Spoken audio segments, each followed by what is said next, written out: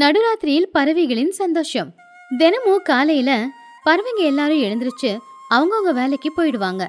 துணிக்குருவி, சிச்சு காக்கா, மகிக்கழுகு வயல் வேலைக்கு போனா, சோட்டுக்கிளி, குகுவாத்து இவங்க எல்லாரும் அவங்கவுங்க வியாபாரத்துக்கு போயிடுவாங்க. புஜ்ஜி குருவி, பன்னுக்கிளி, சின்ன காக்கா நாள் பூரா ஸ்கூலுக்கு போய் படிச்சுட்டு சாயந்தர நேரம் விளையாடுவாங்க. பகல் பூரா வெயில்ல வயல்ல கஷ்டப்பட்டு வந்த பறவைங்க குளிச்சு முடிச்சுட்டு வீட்டுக்கு வந்து சாப்பாட்டுக்கான ஏற்பாடுகளை செஞ்சுட்டு அதுக்கப்புறமா ஊருக்கு நடுவுல இருக்கிற ஒரு ஆலமரத்துக்கு கீழே எல்லாருமா சேர்ந்து ஒன்னா உட்காந்து அன்னைக்கு என்ன நடந்துச்சோ அதையெல்லாம் பேசுறது அவங்க வழக்கம்.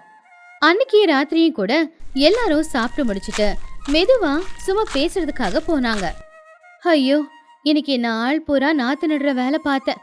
இடுப்பெலும்பே ஒடிஞ்சு போச்சு. அதுலயும் வெயில் அதிகமா இருந்ததுனால ரொம்ப கஷ்டமா இருந்துச்சு. ஆமா டோனி, இன்னைக்கு உண்மையிலே வெயில் ரொம்ப அதிகம்தான். வீட்ல இருந்து வீட்டு வேலை பாக்குற எனக்கே அந்த வெயில் தாங்க முடியல. பாவம், நீங்க எல்லாரும் வயல்ல நின்னு வேலை பாக்குறீங்க, ரொம்ப கஷ்டமா இருந்திருக்கும்.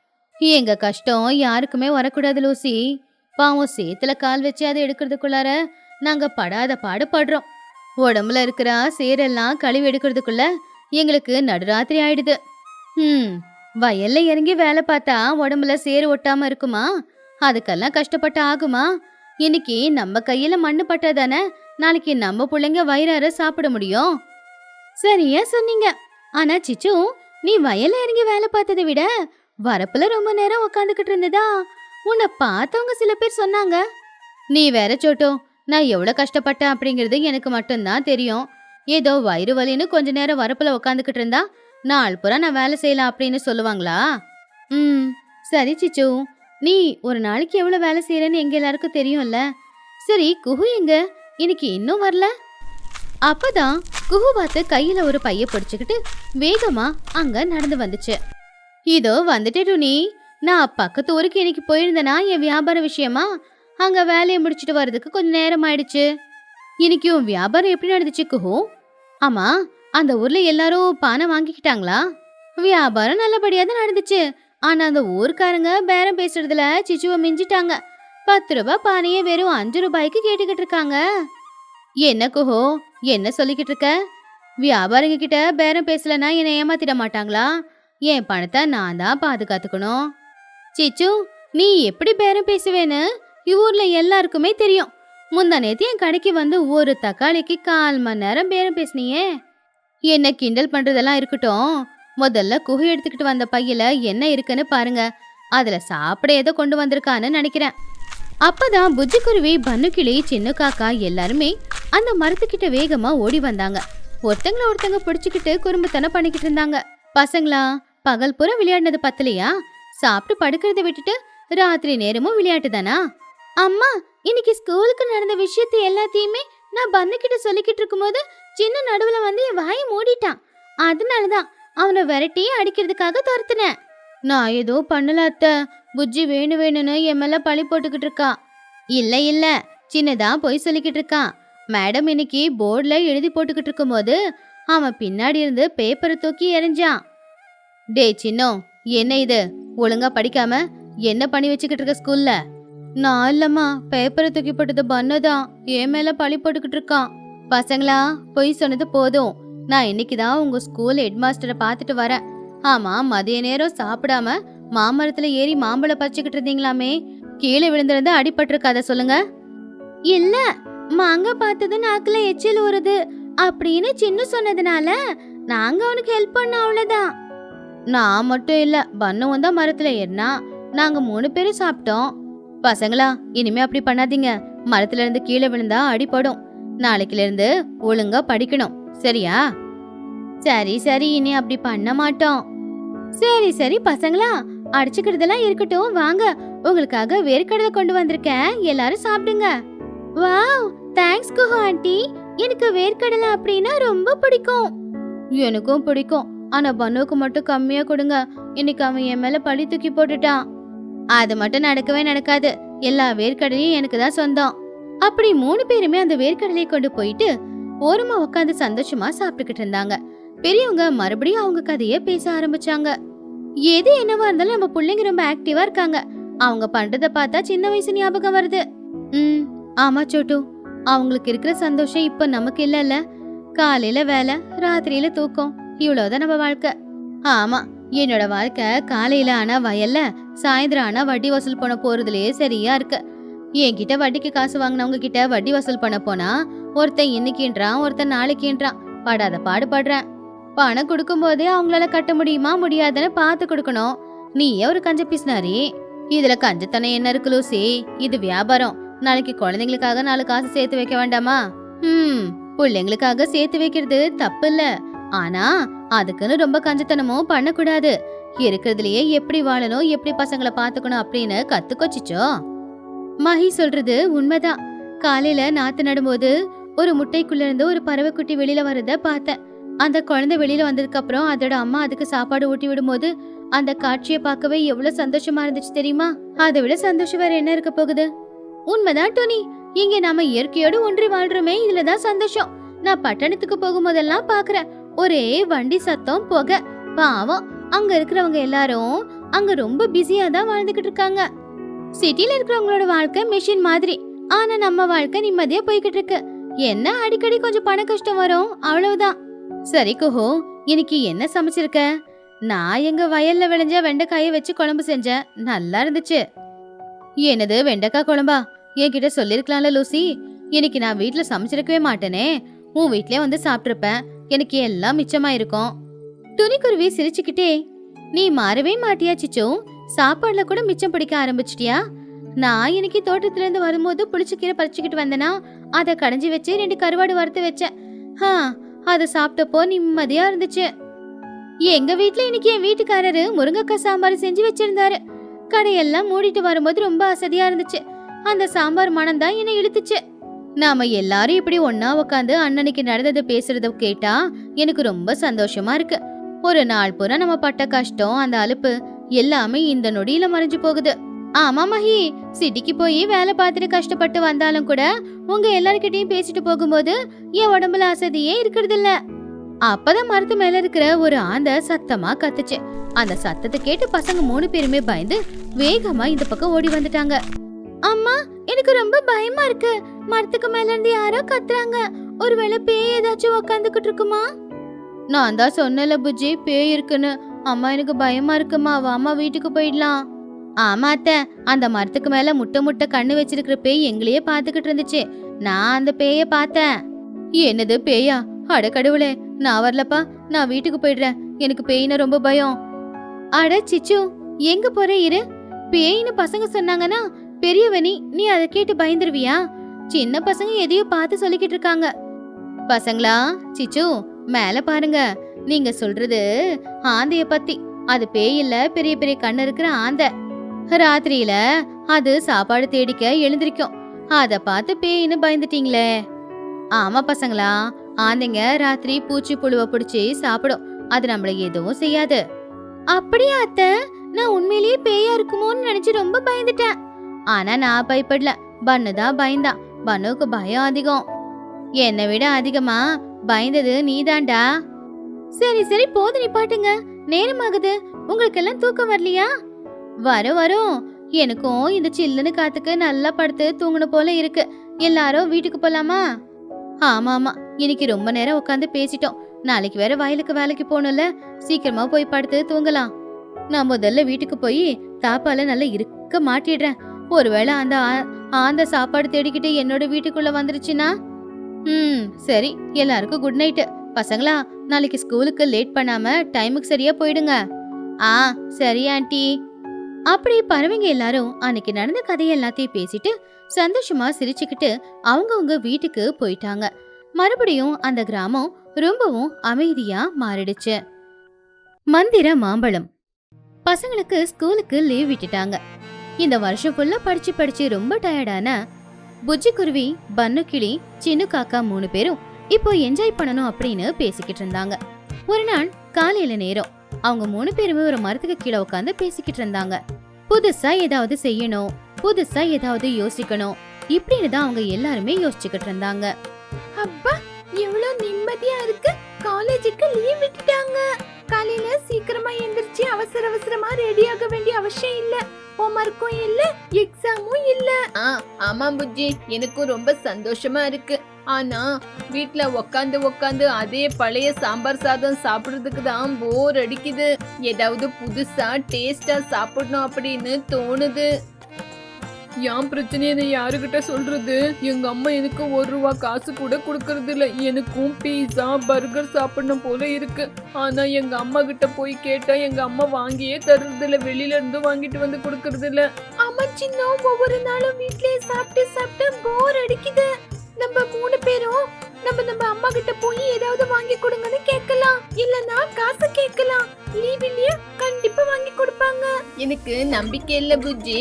இருந்தாலும் எங்க அம்மா கிட்ட கேக்குறேன். இருந்தாலும் எனக்கு நம்பிக்கை இல்ல. எனக்கும் பெரிய பீஸாவை சாப்பிடணும் போல ஆசையா இருக்கு. பசங்க 3 பேருமே அவங்க அம்மாக்கள் கிட்ட இந்த விஷயத்தை பத்தி பேசுறதுக்காக வீட்டுக்கு போனாங்க. புஜிக்குருவி அவங்க அம்மாவை இந்த விஷயத்தை கேட்கறதுக்காக போனப்போ துணிக்குருவி அப்பதான் வீடு எல்லாத்தையுமே பெருக்கிக்கிட்டு இருந்தா. அம்மா, ஓ அம்மா, எனக்கு ஒரு 100 ரூபாய் காசு கொடுக்குறீங்களா? 100 ரூபாவா? எதுக்கடி காலையிலேயே உனக்கு 100 ரூபாய்? வீட்ல ஏதாவது வேலை செய்யன்னு சொன்னா செய்ய மாட்டா, என்கிட்ட வந்து காசு கேக்குறா. அம்மா, இப்போ காலேஜுக்கு லீவ் விட்டுருக்காங்களா? ஏதாவது சாப்பிடணும் போல இருக்குமா? நான் சின்ன பண்ணு 3 பேரும் வெளிய போய் பீஸா பர்கர் சாப்பிட்டு வரோம். ப்ளீஸ் மா. பீஸாவும் இல்ல கீஸாவும் இல்ல. நேத்து நைட்டு வச்ச சாம்பார் இருக்கு, இப்ப வெடிச்ச சாதம் இருக்கு. உள்ள போய் சாப்பிடு. பீஸா அது இதுன்னு வெளியே போய் சாப்பிட்டா அதுக்கப்புறம் உனக்கு ஒத்துக்காது. உனக்கு வயிறு வலி வரும். என் பேச்ச கேளு. மரியாதைக்கு எந்திரிச்சு உள்ள போ. புஜிக்குருவி மூஞ்சி திருப்பிக்கிட்டு கோவமா அங்கிருந்து வெளியில வந்துட்டான். இன்னொரு பக்கம் பன்னு அவங்க அம்மா சோட்டு கிட்ட கேக்குறதுக்காக போனா. அப்போ சோட்டு மளிகை கடையில பொருட்கள் எல்லாத்தையும் எடுத்து வச்சுக்கிட்டு இருந்தா. அம்மா, எனக்கு ரொம்ப பசி எடுக்குது. எனக்கு வீட்ல இருக்கிற குழம்பு பிடிக்கல. வெளியில இருந்து ஏதாவது வாங்கி கொடுக்குறீங்களா? இங்க பாரு பண்ணு, என்கிட்ட காசு இல்ல. இந்த மாசம் உங்க அப்பா அனுப்ப வேண்டிய காசே அனுப்பல. கடைக்கு தேவையான பொருளுங்களையும் வாங்கல. வீட்டுக்குள்ள பழைய சோறு இருக்கு, போய் சாப்பிடு போ. ப்ளீஸ்மா, இன்னைக்கு ஒரு நாளுமா. எனக்கு காய்கறி சாப்பிட பிடிக்கலமா. காய்கறி சாப்பிட பிடிக்கலனா போய் பச்சை புல்லு சாப்பிடு. என்னால ஒண்ணும் பண்ண முடியாது. பாவம் பன்னு ரொம்ப சோகமா அங்கிருந்து போயிட்டான். இன்னொரு பக்கம் சின்னவோட நிலைமை எல்லாருக்குமே நல்லா தெரியும். அவங்க அம்மா சிச்சு காக்கா சரியான கஞ்ச பிஸ்னாரி. சின்ன விஷயத்த சொன்ன உடனே சிச்சு ரியாக்ட் பண்ண ஆரம்பிச்சிட்டா. அம்மா, எனக்கு ஒரு 50 ரூபா கொடுக்குறீங்களா? நான் வெளியே போய் பீஸா பர்கரை வாங்கி சாப்பிடுறேன். என்னது 50 ரூபாவா? அந்த 50 ரூபா இருந்தா ஒரு வாரத்துக்கு தேவையான காய்கறி வாங்குவேன். என்னது பீஸா வேணுமா? அப்படி என்னடா இருக்கு அந்த பீஸால? வீட்டுக்குள்ள போ, தயிர் சாதம் இருக்கு, அதுக்கு கொஞ்சம் ஊறுகாய் வச்சுக்கிட்டு சாப்பிடு. இவனுக்கு பீஸா வேணுமாமா? பீஸாக்கு தயிர் சாதம் தான் சரி. 3 பேருமே அம்மாக்கள் கிட்ட திட்டு வாங்கிக்கிட்டு ரொம்ப சோகமா வந்து மரத்துக்கு கீழே உட்காந்துக்கிட்டு இருந்தாங்க. இவங்க கிட்ட சொன்ன வேலைக்கு ஆகலையே அப்படின்னு சொல்லி ரொம்பவும் வருத்தப்பட ஆரம்பிச்சாங்க. நான் சொன்னேன்ல, நம்ம அம்மாங்க நம்மளுக்கு எதுவுமே கொண்டு வந்து கொடுக்க மாட்டாங்கன்னு. நம்ம கொண்டு வந்து கொடுத்தா வாங்கிக்குவாங்க, நம்மளுக்காக வாங்கிட்டு வர மாட்டாங்க.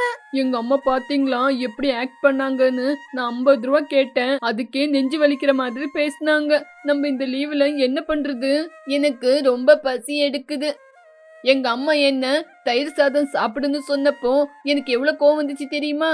சரி வாங்க, நம்ம எல்லாரும் பக்கத்துல இருக்கிற மாங்காய் தோப்புக்கு போய் மனசால அழுந்துட்டு வரலாம். அப்பதான் சமாதானமா இருக்கும். 3 குழந்தைங்களும் ரொம்ப கவலையா ஊர் எல்லையில இருக்கிற ஒரு மாந்தோப்புக்கு போனாங்க. அந்த மாந்தோப்புல நிறைய மாமரங்கள் இருந்துச்சு. அந்த மாமரங்கள்ல நிறைய மாம்பழமும் இருந்துச்சு. ஆனா அந்த தோட்டத்தோட கடைசிக்கு போனப்போ அங்க ரொம்ப பெரிய மாமரம் ஒண்ணு இருந்துச்சு. ஆனா ஆச்சரியம் என்ன அப்படின்னா, அந்த மாமரத்துல ஒரு மாங்காய் கூட காய்க்கல. வெறும் இலை மட்டும் தான் இருந்துச்சு. அவங்க 3 பேருமே அங்கதான் உட்காந்து பேசிக்கிட்டு இருந்தாங்க. பாருடா பண்ணு, இந்த மரம் எவ்வளவு பெருசா வளர்ந்துருக்குன்னு. இதுல ஒண்ணுமே இல்ல. நம்ம வாழ்க்கை கூட அப்படிதான். ஆமா, நம்ம கூட இப்படிதான் வளர்ந்துருக்குமே தவிர நம்மளுக்குன்னு எதுவுமே இல்ல. என்ன வாழ்க்கையோ, பீஸாவும் இல்ல பர்கரும் இல்ல.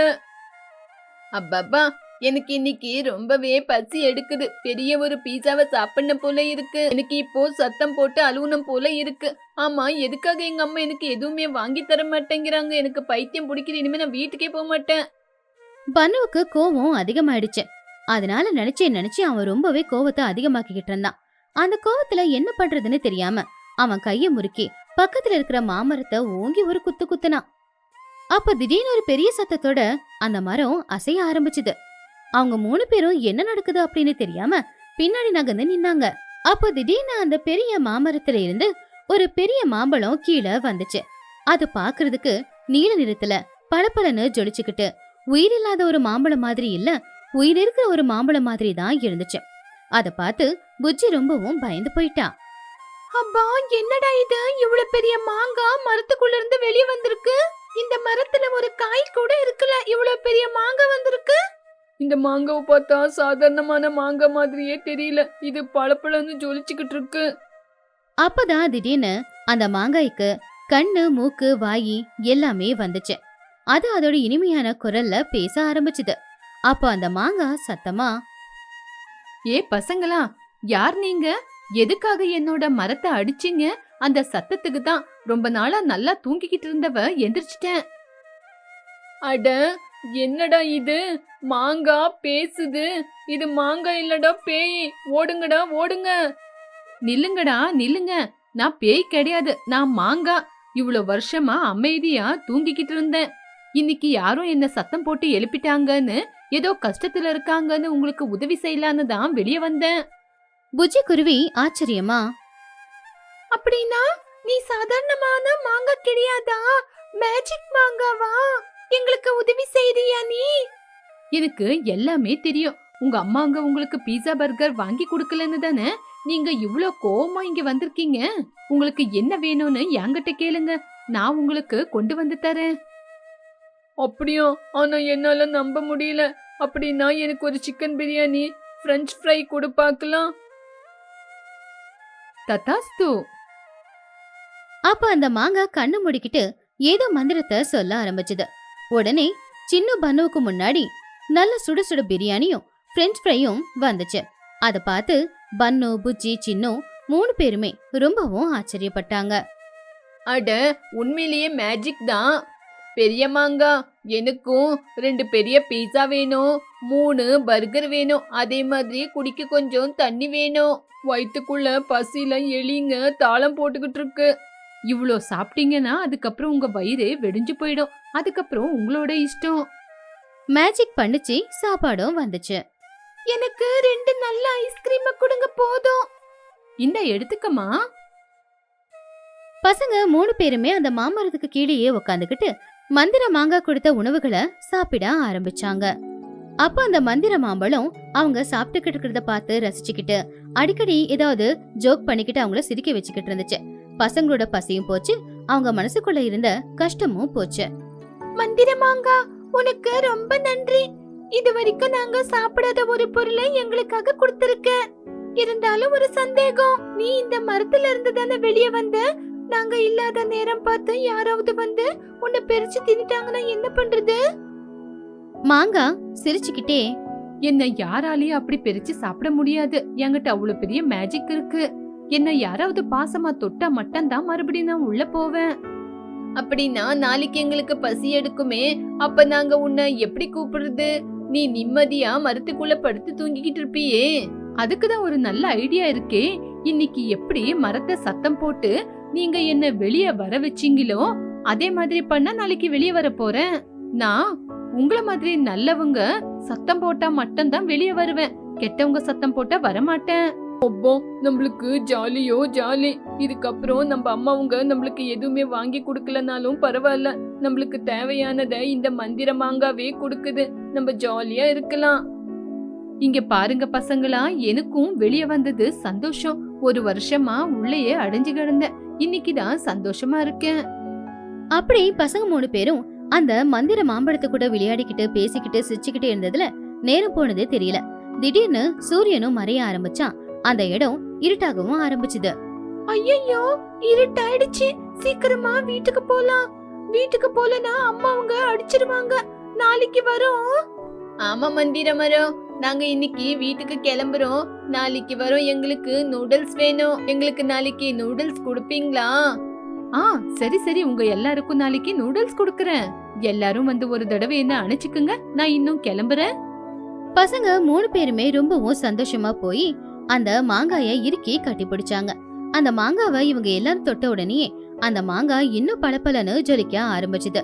அதுக்கப்புறம் அது சின்னதா மாறி அந்த மாமரத்துக்குள்ளேயே போய் மறைஞ்சும் போயிடுச்சு. சாதாரணமா அந்த மரமும் மாறிடுச்சு. வாவ், எவ்வளவு அதிசயமா வீட்டுக்குள்ள போயிடுச்சு பாத்தீங்களா? வாவ், இனிமே இந்த லீவுல நம்ம எல்லாருமே சந்தோஷமா இந்த மரத்துக்கிட்ட வந்து நம்மளுக்கு தேவையானதெல்லாம் சாப்பிடலாம். ஆனா யாருமே இந்த விஷயத்த சொல்லாதீங்க. ப்ராமிஸ் சின்னு, இந்த விஷயத்த உண்மையிலேயே நான் யாருகிட்டயும் சொல்ல மாட்டேன்டா. வீட்ல எங்க அம்மா கொடுக்கற சாம்பார் சாதத்தையே சாப்பிடுறேன். ஆனா யாருக்குமே தெரியாதே நம்ம வயித்துக்குள்ள பீஸா பர்கர் இருக்கு அப்படின்னு. பசங்க 3 பேரும் வயிறு நிறைஞ்ச சந்தோஷத்தோட வீட்டுக்கு கிளம்பி போயிட்டாங்க. அன்னையில இருந்து தினமும் காலையில அந்த மாமரத்துக்கிட்ட வந்து அந்த மாமரத்துக்கிட்ட சந்தோஷமா விளையாடிக்கிட்டே தான் இருப்பாங்க.